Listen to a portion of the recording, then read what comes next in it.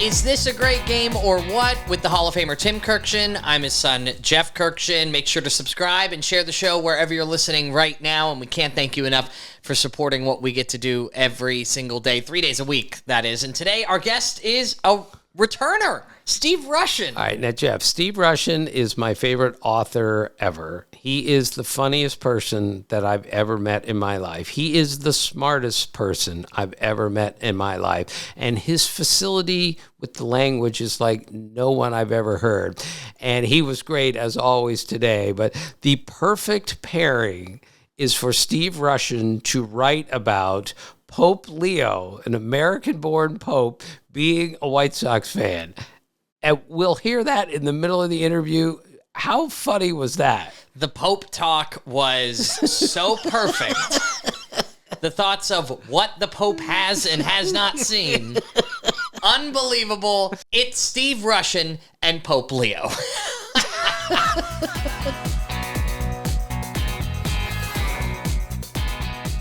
Welcome back to Is This a Great Game or What? And our guest this week is my dear friend, Steve Rushin, my favorite writer of all time. One of my teammates at Sports Illustrated for years, can really shoot a basketball. Stretch, welcome back. Say hi to Jeff again. Hey, Jeff and Tim, so great to be back. Thanks for having me. Stretch, it's not usual for me to be the interconnecting one with our guest, right? But I got a text message on my way home from work from you today, and it's like we're kindred spirits because I have the worst ears, hearing, and medical problems all together, and you had to go to the ear doctor, and we pushed this back 30 minutes. Can you hear me, Stretch? Stretch, can you hear me? I can hear you. My hearing has never been better. I went completely deaf in my left ear on Friday, 3 or 4 days ago. Had no hearing over the weekend. My kids were irritated with me, even though I'm the one who couldn't hear. And the same way that I was irritated with my father when he couldn't hear when his hearing was going. And they removed like a cork from a wine bottle, a plug of whatever had built up in my ear over the years, and now my hearing is like when I first got glasses and I could see everything sharply, every leaf on the tree. I could hear my turn signal on the drive home, like I've never heard before. So I don't know how long I've not had hearing, but I'm grateful to have it back. Well, Stretch, I hate to be a topper here, but I went to the ear doctor about 6 months ago, and he told me, he said, you have more wax and more hair in your ear than any person I've ever seen. And he's been an ear doctor for 40 years. Who wants that distinction? Congratulations. My dad is the first line. He's the Babe the first Ruth line in your obit of earwax over there, the greatest of all time. That's amazing. So congrats, and I'm glad you're wearing headphones on this podcast. So Stretch, do I remember this in one of your books that you actually played golf with a guy who had a device to clean your ears? Is that right? Wasn't it called? Have I got this wrong? A guy. His name was John Anderson or something, and they called it the ear candles. Do you remember this? Oh, yeah. So I didn't remember that until you said that. In fact, the ear doctor mentioned a column that I'd written on the NCAA basketball tournament, drinking at a bar in Hartford, and that her neighbor was quoted in it. So I love it when people remind me of stuff that I've written, because not only is my hearing going, but so is all of my brain cells. And Steve, when he told you that, you said, what? Exactly. And so, yes, so we learned about ear candles, and then we used to do these. And in fact, my wife said to me when my hearing went on Friday, oh, you should do an ear candle, which is, I don't even think they're medically advisable.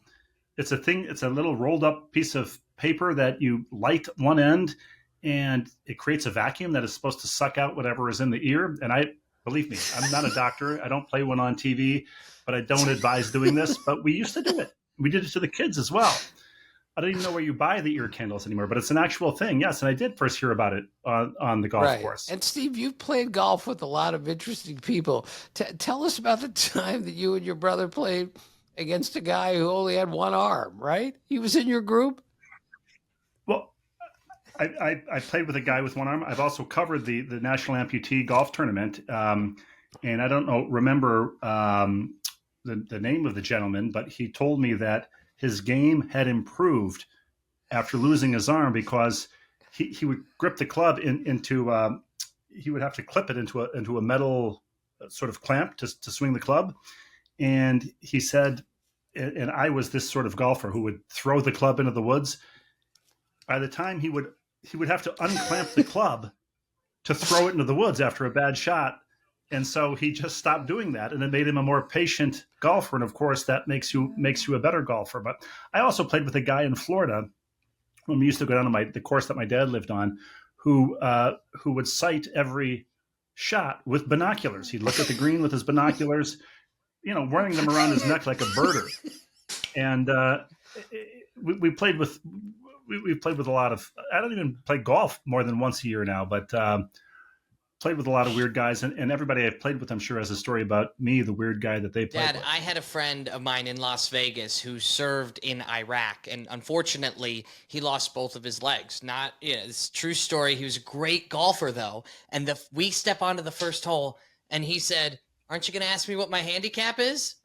To me, I don't know the guy very well. I'm just getting to know him, and he goes, "Oh, it's called not having legs. That's my handicap." The National Amputee Tournament was one of the more interesting things that I've ever covered. But the most interesting thing that happened there, it was at Hazelden in Minneapolis.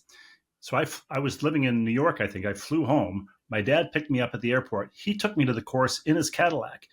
And I think this was before Waze. And he couldn't find the front gate to this big, major golf tournament golf course, country club. We ended up going in the maintenance shed road, and he's trying to drive me to the front. I'm not making this up. This is a legend within our family. He ends up driving his Cadillac during a practice round of this golf tournament on the cart path to get to they've hosted majors here, and but. Anyway. Yeah, during the majors, you're not allowed to be in a golf cart, but Steve Rushin can be in a car on the golf course. he didn't pull his Cadillac up across the fairway, parallel or pull it up to the green like you see some guys do with carts. But yeah, not a good look. It gives new meaning to the word caddy on the golf course. Right. Yeah, there you go. Right. Exactly. So, Stretch, I want to ask you, because I talked about it on the podcast. I've heard the rumblings and the rumors of this Adam Sandler basketball game. And now I'm learning that you were involved of sorts in a game with Adam Sandler like 25 years ago with my dad. Is this true? It's true. We played at the Reebok Club on the Upper West Side of Manhattan during the World Series. It was the Yankees Marlins, right? Yes, it was. And it was Halloween night, Halloween day, October 31st. Okay. Yeah. Yeah, and we were playing pickup, just the two of us. A third guy walked into the gym, a teenager named Mikey, right? Yes. Right, Tim? And I think he introduced himself as Mike, and we said if a fourth guy comes, let's play. Actually, I think was Adam Sandler may have been the third guy who came was, in. and then he grabbed Mikey because he needed a fourth, so he could play two on two. So just the four of us were the only ones in the gym. We ended up playing 2-on-2. There was never any acknowledgement in the couple of hours that we were playing that Adam Sandler was Adam Sandler until we all stood around at a water break or something trying to palm the ball. And we were all, trying to palm the ball. And Adam Sandler acknowledged that this was kind of pathetic and made a joke that I won't repeat here about kind of this group of four pathetic guys trying to palm a basketball. And I said, it reminds me of the joke you said about Osama bin Laden. One of the sources of his rage was that he was 6'6", but he couldn't dunk. And but that was the only acknowledgement of who he was until that night when I was walking in the press gate at Yankee Stadium, and the sort of crowd parted before this World Series game, and Adam Sandler and a burly blazered security guy came in through the press gate. I was with my editor, Steve Cannella, and Adam Sandler and the security guy blew by. And as we were blowing by, I said, "Hey, Adam, good hoops game today. And he stopped. He turned to me. He like grabbed my hand and said, "Oh, it was a great game. And your buddy, you were awesome. And your buddy, he could really shoot." And so anyway, they went on, and my editor turned to me and said, "How the hell do you know Adam Sandler?" And I said, "We go way back to like 3 hours ago when we were playing hoops." But yeah, he was he had nothing but praise for Tim. Well, I remember calling home that day, Stretch, and it's 2001. I called Jeffrey and Kelly at home and said, "You're not going to believe who I met today." And they think I'm going to say, "What, you met Derek Jeter," which obviously I'd already had. I said, "I played basketball today with Happy Gilmore," and it raised me to a completely new level with my children. And then when I went to the complex, the ESPN complex, and I told all the people there, I played basketball today with Adam Sandler, it was unbelievable the response I got, that all the young people especially were absolutely dazzled by the fact that I had met Adam Sandler that day. It was incredible.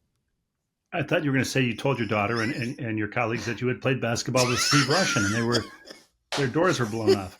At the end of the first episode of Conan O'Brien's new travel show in Spain, where he travels around with Javier Bardem, he said, "What was it like to share a hotel room with the world's sexiest men? You'll have to ask Javier Bardem." So that's how I feel with the Adam Sandler basketball story. It was great. And he showed up, remember, Stretch, in like, it looked like he had paint all over his high top sneakers, and he had a ripped sweatpants, and he was better than I thought. He was actually a pretty decent player, but Mikey was the worst player I've ever seen in my life. So Stretch and I are teammates, so we clobbered him, and Adam Sandler was a little bit frustrated that they kept losing. Who matched up with who? Adam Sandler tried to guard Stretch. That didn't go very well. And Mikey, the worst player I've ever seen. But we had a great time. So that's. But every time the ball would, roll to the other end of the court, 90 feet away, we're playing half court, Sandler would say, "Hey, Mikey, go get the ball. You're 17 or 19, whatever he was." And we're, guys in our 30s or whatever we were. So, I did appreciate that. Well, Adam Sandler's still known for his gym shorts and sweatshirt out in public. He does not give a crap no matter how many Netflix movies he makes. It's a beautiful thing. Now, since we've spoken last year, which, by the way, Steve, it was such a fantastic time talking to you last year. I've only heard stories of Steve Rushin in my childhood, pretty much every day of my childhood. But to talk to you last year was special. Since then, my dad has been elected into the Strat-O-Matic Hall of Fame. I'm not sure if you're aware of that. I'm not, but I'm in awe. So, Stretch, this spring, Brian Bartow of the Cardinals came up to me and gave me a very reverential handshake and said, "Congratulations on the Hall of Fame," which I thought he was talking about 2.5 years ago when I went into Cooperstown. And then he looks at me and he goes, my brother and I played Strat-O-Matic every single day. This is so great that you are in the baseball. You are in the Strat-O-Matic Hall of Fame. I'm in. Me and Keith Hernandez are in the Strat-O-Matic Hall of Fame. It's so great. Did you get to choose a hat or a card or a... What is the bronze bust look like? Well, plaque? As it turns out, unfortunately, the induction took place while I was in spring training. It could not have come at a worse time. I was doing games. I had to go to work in spring training, so I missed the induction. It was in New Jersey. I'm still upset that I couldn't go, but I couldn't go because it was during a crucial work time. Well, I'm sure I told you I played the entire 1980 Kansas City Royals season when I was maybe in 8th grade, and I got them 100 wins. I got them to win the World Series that year. George Brett hit like 428 or something for me. And I once got a laminated Strat-O-Matic card in my name. I don't remember what my deficiencies were. I'm sure they were numerous, but that was a thrill. I mean, Strat-O-Matic to me was my son plays, the Xbox game where it looks lifelike, but nothing was more lifelike to me than, imagining these games playing out, as you're rolling the dice. It was, nobody's going to understand that now because, we have games that are more real. The games on TV now resemble the Xbox games, but to me, that was Ronald Reagan recreating the games on the ticker tape on the radio in Des Moines or something. It was your imagination kind of creating these games, and I'm a huge Strat-O-Matic fan. Right. And remember, Stretch's buddy once made up imaginary fictional characters for his own Strat-O-Matic game. So it's for Tubby Leister.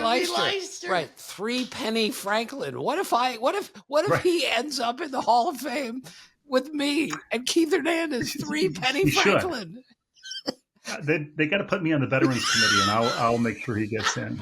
So I think the big breaking news is going to be when we find out that Pope Leo played Strat-O-Matic, because he's a baseball fan, and you have been, like all of America, kind of obsessing over the fact that a baseball fan from South Chicago, the south side of Chicago, is now the Pope. There's a 60% chance that Pope Leo XIV played Strat-O-Matic. It blows my mind, but it's absolutely the case. I mean, when I heard we had the first American Pope, a second later I heard we had the first 70s South Sider Pope, and I told somebody at my son's lacrosse game in the parking lot, I said, there's a 95% chance that the Pope, elected 2 hours earlier, has seen Wayne Nordhagen in shorts.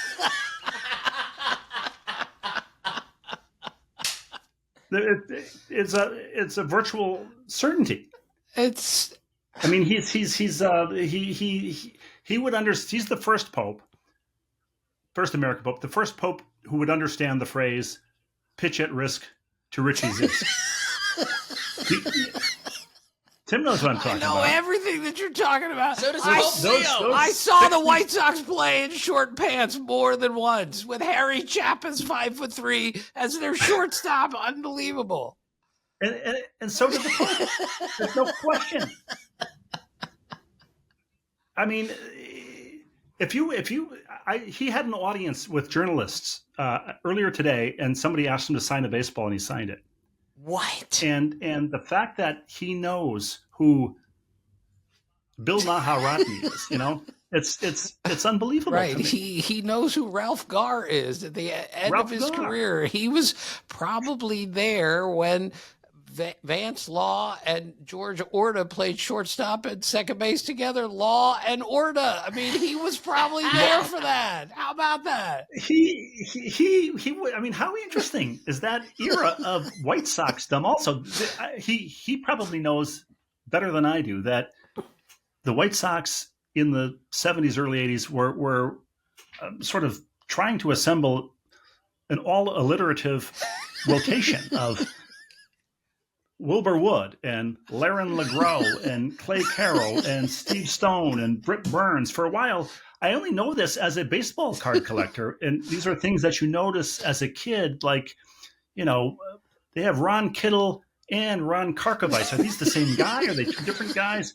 And that's kind of the joy of Strat-O-Matic as well. You spend so much time not looking at the actual person, but just, inhabiting this world of baseball names and weird patterns that certain teams develop. And to me, it's still what I love most about baseball. And I cannot tell you how much it has kind of strangely moved me that the Pope is a White Sox fan. I'm not a White Sox fan, but I just, by virtue of being alive, I was born in Chicago. My siblings who live there are big Cubs fans. I've been to Wrigley much more than I've been to Comiskey at the time, but I was at a White Sox Kansas City Royals game on September 4th, 1991, and woke in the middle of the night that night in the Marriott in Chicago to be told that my mother had just died at 5:00 in the morning of September 5th, 1991. I had little White Sox and Cubs flannel sort of replica jerseys as a kid because my family, we moved to Minneapolis from Chicago and we used to go back there. And, just that era of, Disco Demolition and the South Side Hitmen, it's probably when I was the biggest baseball fan that I would ever be. And it's just kind of humanizes this person for me, knowing that we're all under the same sun, but specifically we were all under the same sort of pinwheel scoreboard at Comiskey. It's amazing. And the same week, and this is sad, the same week that Pope Leo was named, Chet Lemon, former White Sox, died. Right. The same week. I think he might have died the day before Pope Leo became the Pope. And Chet Lemon was a really good, so it fits in exactly what you're talking about. And you know what? It's interesting, to me anyway, that during the conclave, when they're electing the Pope, they take all of their phones, their iPads. Are not allowed to have any contact with the outside world, so none of this leaks. And so he probably wasn't aware that Chet Lemon had died. And given what his life has been like since being elected Pope, who knows when he was made aware of it? But it's something that would have upset him for sure. Right. And earlier today, Stretch, because I have no life, as you know, I came out with the all Pope team, catcher through starting pitchers and all that stuff. Of course, we had a guy named, I forgot who, David Pope was one of our outfielders. He'll hit leadoff. Leo DeRocher will hit second. So the first two guys in the batting order will be Pope, Leo. But we also have a pitcher named Rome Chandler and a pitcher named Conrad Cardinal, which we got to love. And Max Bishop was a pretty darn good second baseman his day. So I have a whole team of the all Pope team. And am I wrong? So the first American Pope, the first Chicago Pope, but not even the first White Sox adjacent Pope. Wasn't Don Paul, Don with two N's, the Pope? Pope Paul? I mean,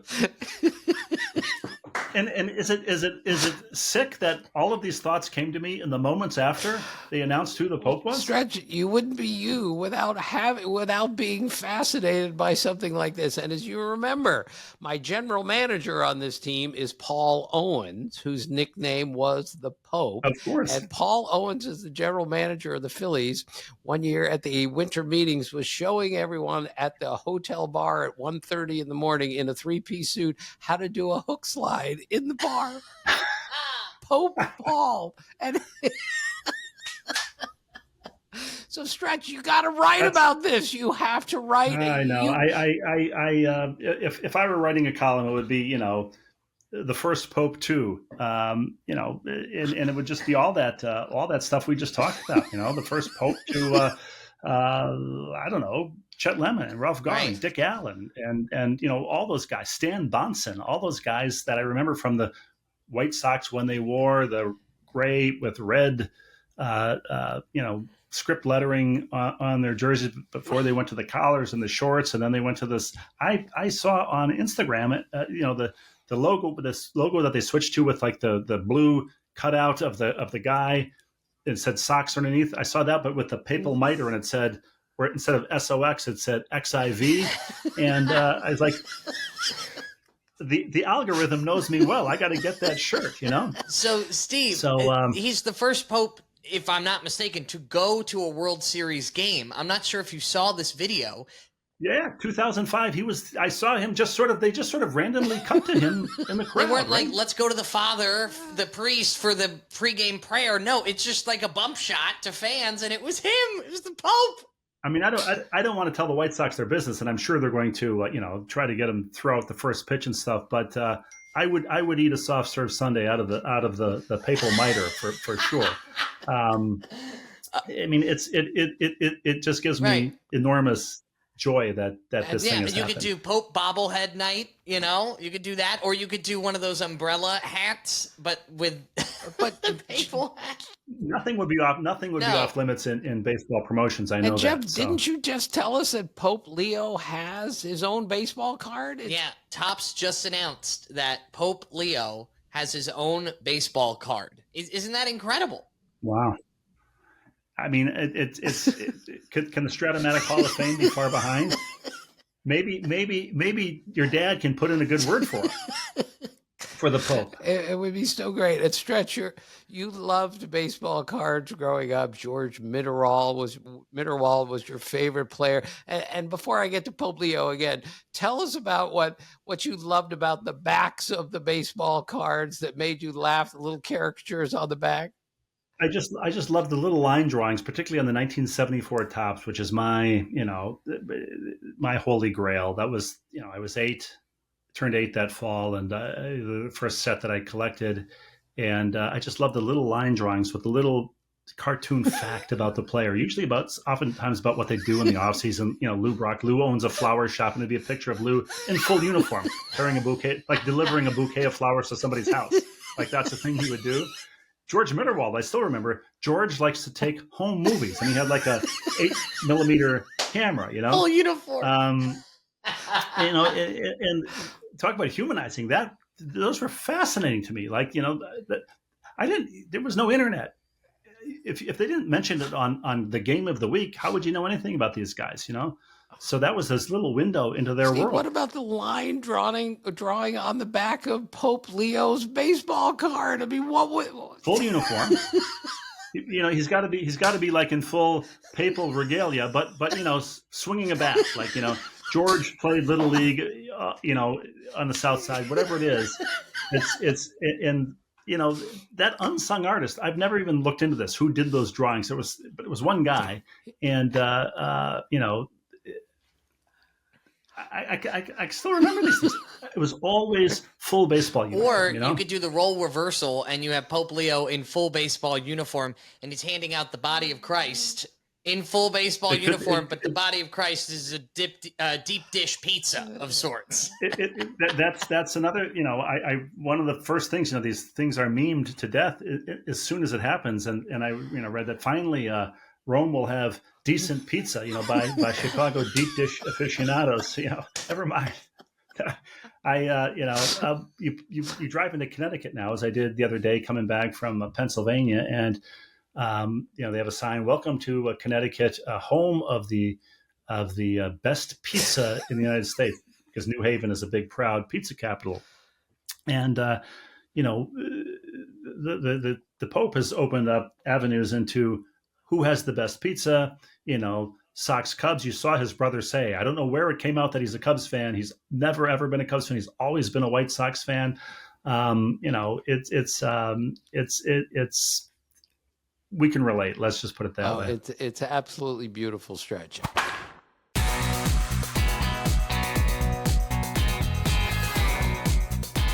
I just love that you're so observant in all of your books that you've written. When you drive somewhere, all these ridiculous signs that you see all over the place. How do you remember that stuff? Is it just etched in your mind when you drive through a town that has some ridiculous name?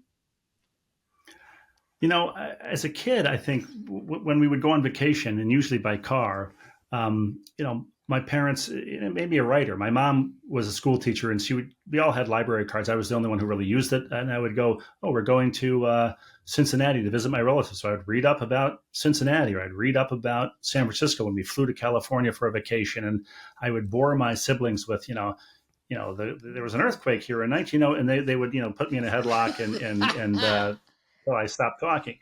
But so I even as a little kid, I sort of had these sort of travel writer instinct in me to pick up on what's interesting or weird about this place. And I do so much driving now, still shuttling around 2 kids who don't have their licenses yet, that it's about my only form of entertainment, because they tuned me out a long time ago. So I look at signs. We live in a town called Granby, Granby, in Connecticut. And Arsenal used to have a guy named Serge Gnabry, Gnabry. So whenever I'd pass the Granby sign, I would always think of Arsenal's Serge Gnabry. So a lot of these things come back to sports, and it's just really a product of a terrible mind, completely cluttered by useless nonsense like Ron Karkovice and Kotubi Leister. So I'm not proud of it. Steve, you mentioned your anagrams. I know you and my dad share a love of anagrammed names and words. What are some of your favorites? Well, I mean, I love anagrams. I love palindromes. Go hang a salami. I'm a lasagna hog is the same forward as backwards. That fascinated me as a Wait, kid. say it again. This is Tim. This is the palindromists will know this one by heart. Go hang a salami. I'm a lasagna hog.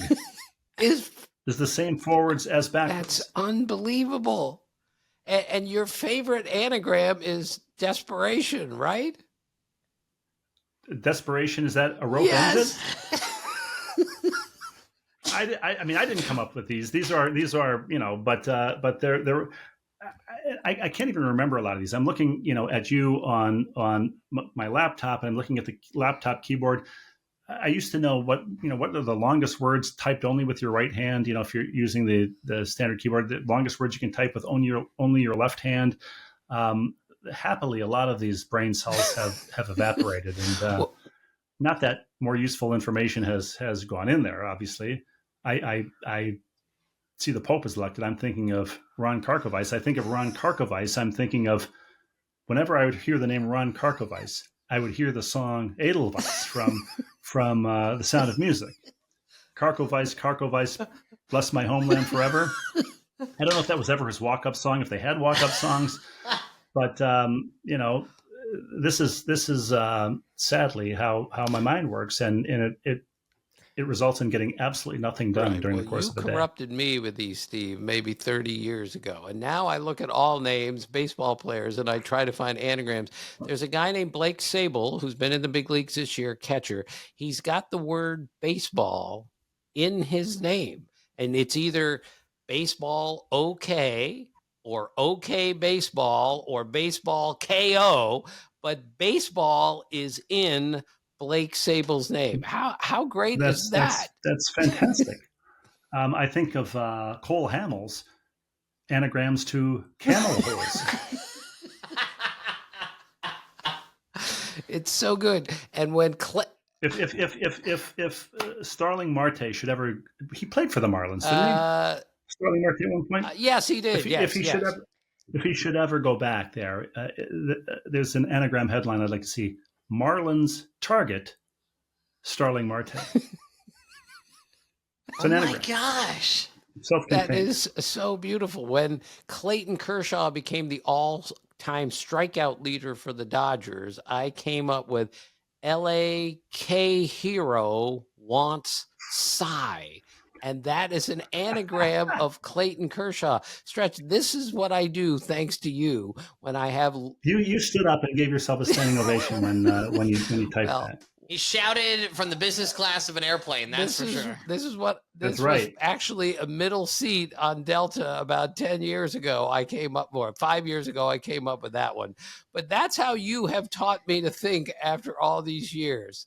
Well, I don't want to be responsible for this because you're responsible for, when we were covering baseball together, it would always be Stretch or whoever was sitting with us. What do you think you could do more easily? Could you, if you got 30 carries in an NFL game, would you get positive yardage, or would you last 15 seconds in the ring with Mike Tyson in his prime? And it would always be an either or choice. You had to choose one or the other. And so to think that was a more productive use of our time makes me laugh. And I think I was sitting with you at Yankee Stadium at one of those World Series. I know I was sitting with Steve Cannella because we still talk about this. Imagining the Bob Shepard voiced Yankees outgoing voicemail. Did we ever talk about this? No, tell us. It was like we were just in the middle innings of a lifeless game, talking about what if Bob Shepard, the great Yankee PA announcer of the past, had in his beautiful voice had recorded the Yankees outgoing sort of voicemail thing, which was press 1 to reach, press 1 for Mickey Mantle, press 2 for Mickey Rivers, press 3 for Mickey Klutz, press 4 for all other Mickeys, press 5, that kind of thing. And we would do that over and over for different, iterations of people's names. If it was the White Sox, it might have been, press 1 for Ron Kittle, 2 for Ron Karkovice, 3 for Ron Hasse, 4 for Ron Santo, 4 other Rons,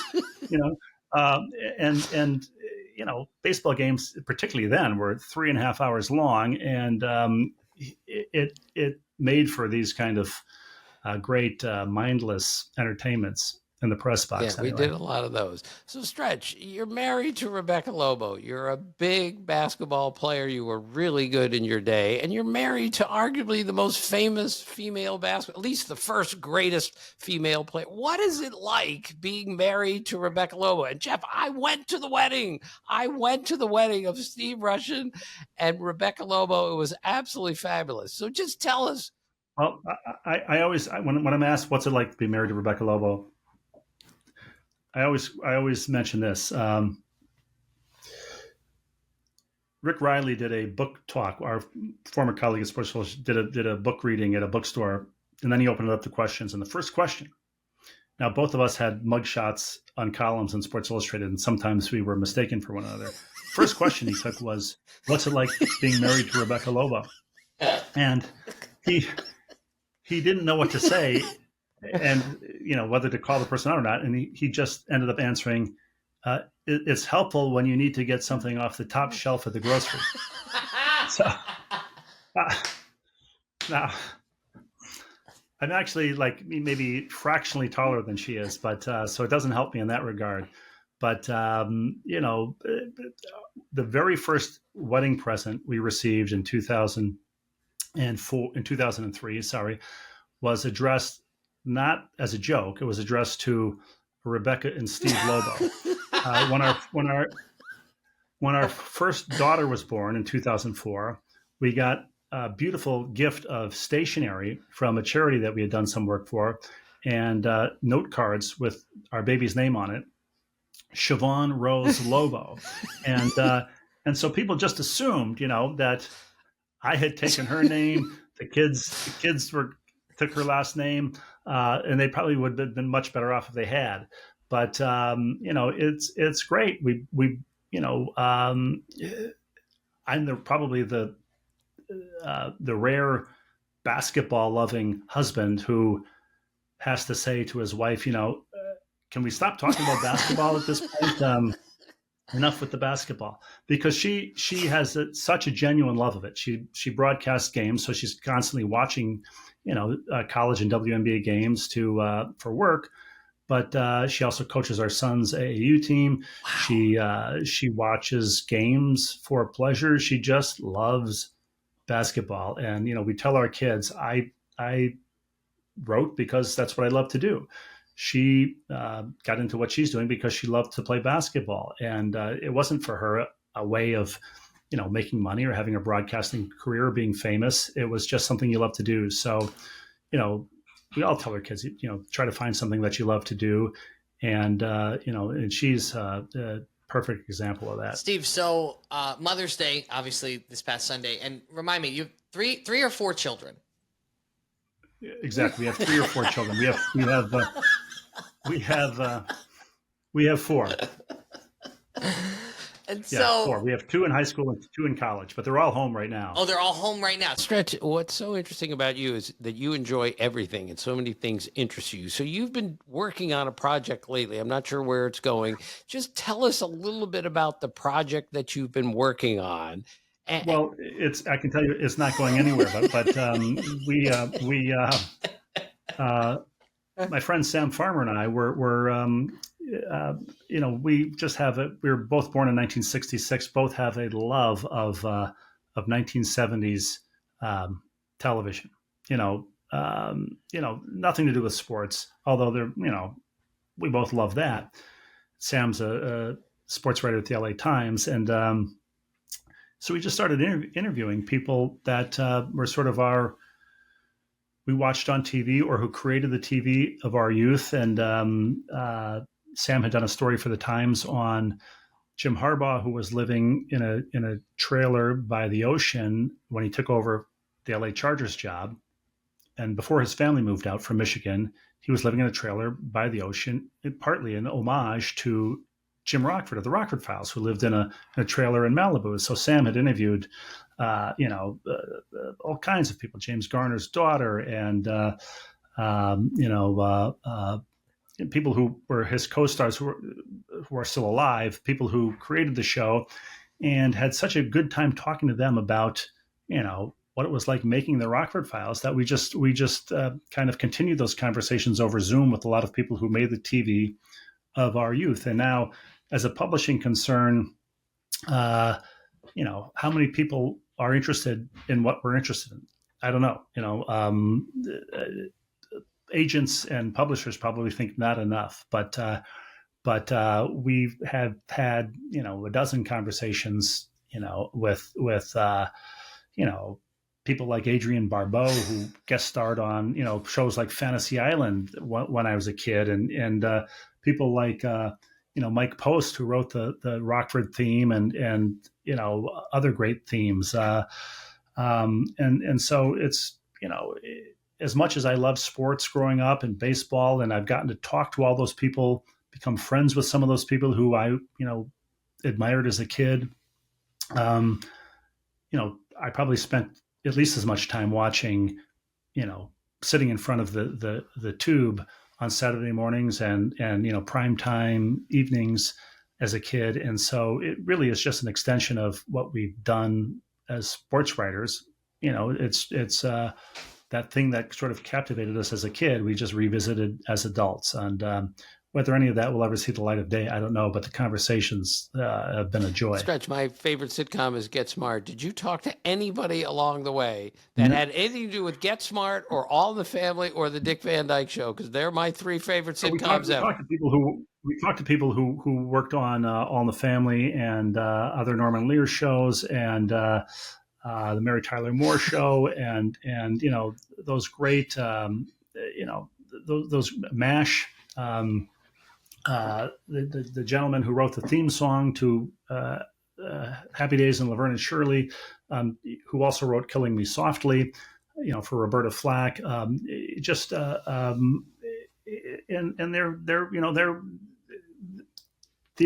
normal people who are, who did this stuff as we do as writers, kind of in isolation often, and then it goes out there and strangers remember it 40 years later. And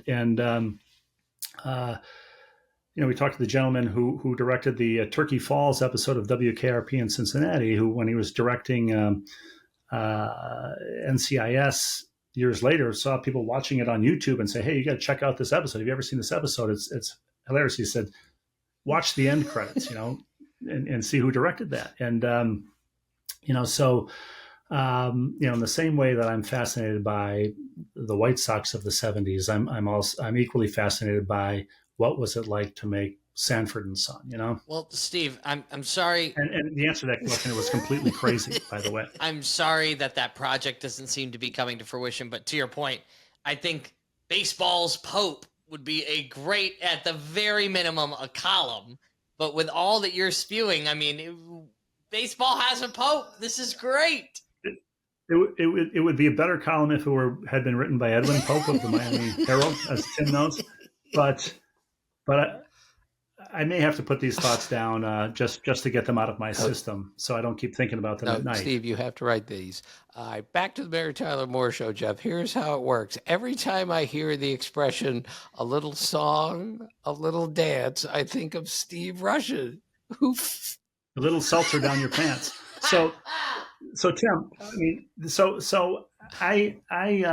well, sometime in the last, it was for this past Super Bowl. This past Super Bowl was at the Superdome in New Orleans, and 50 years ago, the Super Bowl was supposed to be at the Superdome in New Orleans, but it wasn't finished yet, so they had to have it at the old Tulane Stadium. That was the Vikings, my Vikings as a kid, versus the Steelers, who won 16-6. It was their first Super Bowl of their dynasty.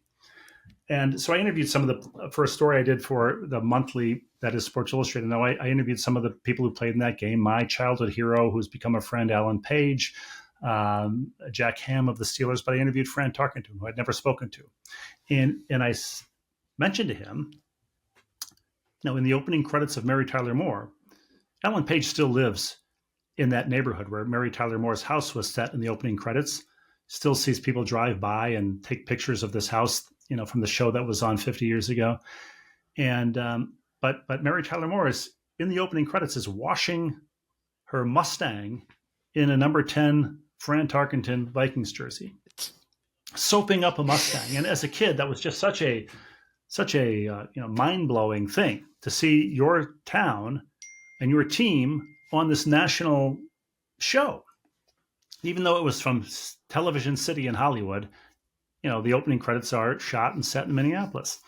And I asked Fran Tarkenton, what was that like? To see Mary Tyler Moore wearing your jersey every week in the opening credits of this beloved show.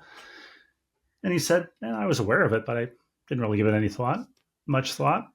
And you realize that you're in a very different place in life as like a 9-year-old than as the quarterback of the Minnesota Vikings. He also said, just, to connect sports and television here, that in 1976, maybe, he got a call from this new television show, Saturday Night Live, asking him to host. I think he ended up hosting in January of 77. And he had never heard of it.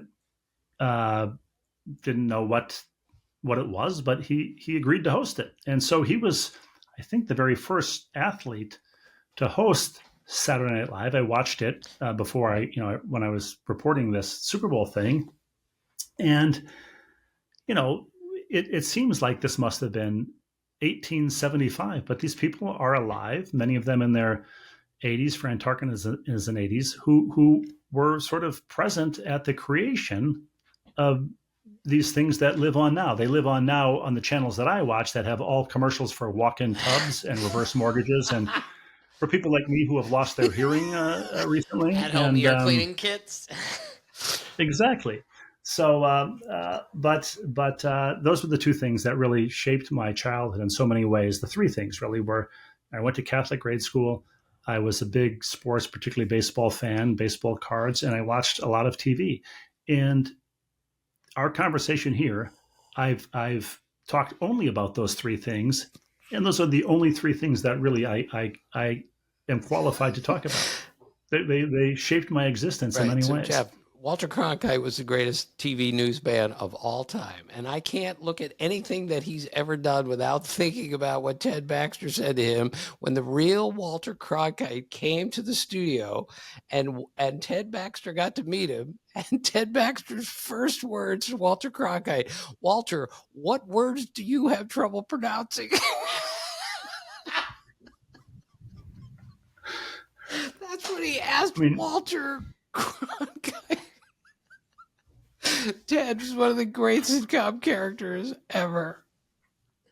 Ted Knight, man, he was one of the all-time greats. Oh God, Caddyshack as well as Mary Tyler Moore. Well, Stretch, we could do this forever. We could. I don't think I asked you a true baseball question, not one, here on a baseball podcast, but anything involving Pope Leo, Chicago White Sox fan, was good enough for us. Thank you so much for joining us, and thank you for making us laugh again for an hour. I always know I have at least two people who understand my own sickness, and I appreciate you guys for that. All right. Thank you, Steve. Always hilarious. Steve Rushin for joining us. Just a great game or what? Right. And I can't wait to see the story that the column, whatever he's going to write about Pope Leo, because I repeat, there is no better combination of writer and subject for so many things. Steve Rushin wrote an entire story once, like 8 pages in Sports Illustrated, about the hot dog, the history of the hot dog. When he gets all his mitts on, Pope Leo, White Sox fan, is now leading the Catholic Church in every way. I can't wait to read it because it will make you laugh out loud every other sentence. I am so close to just posting his cell phone number so everybody listening can text him saying, can't wait for the Pope Leo column. Thank you for listening. Don't forget, we have another episode for you coming out tomorrow on the feed. Wherever you listen, you can also watch the full podcast, including guest video as well, on our YouTube page. Is This a Great Game or What? Like us on social media, Instagram, TikTok, Facebook, all that good stuff, because we're always posting great video up there as well. Thank you for listening, and as always, thank you for being a part of our family.